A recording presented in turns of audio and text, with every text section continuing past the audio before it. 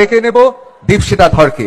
কি বলেন দীপশিতা, সত্যি কি রাজনীতি তারাই করে যাদের কোনো ধান্দা আছে? যে বিষয়ে আমাদের বিতর্ক হচ্ছে সেই বিষয়ে কিন্তু আমরা এখানে যারা বসে আছি এক শুভময় দায় ছাড়া আমরা সবাই মোটামুটি একই দিকে। আমরা সবাই তো রাজনীতির কাছাকাছি রয়েছি বলে আমরা রাজনীতি করতে এসেছি কিছু কামানোর জন্য, ধান্দাবাজি করার জন্য। সে কথা আমার মনে হয় আমিও বলবো না, রিজুদাও বলবে না, রাজন্যাও বলবে না, রাজর্ষিও বলবে না।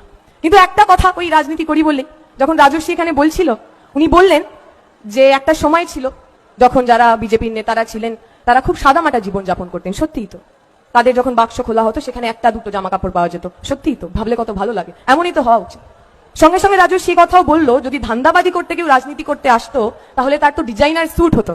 আমার মনে পড়ে গেল আমাদের বর্তমান প্রধানমন্ত্রী নরেন্দ্র মোদী, তিনি 45 লাখ টাকার একটা নরেন্দ্র মোদী লেখা ডিজাইনার স্যুট কিনেছিলেন। আমি জানি না রাজর্ষিদা আসলে নরেন্দ্র মোদীর কথাই বললেন কিনা।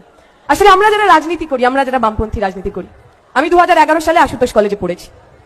আমি যখন আশুতোষ কলেজে প্রথম বর্ষে ছাত্রী হিসেবে গেছি, আরে টালমাটাল সময়, একটা সরকার আসছে একটা সরকার যাচ্ছে, আরে অদ্ভুত টালমাটাল সময় ছিল।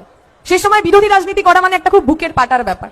আমার মনে আছে আমার বন্ধুরা, যারা আমার বন্ধু ছিল, স্কুলে ছিল, কলেজে ছিল, 11 সালের পর থেকে একটু একটু করে বদলে গেল।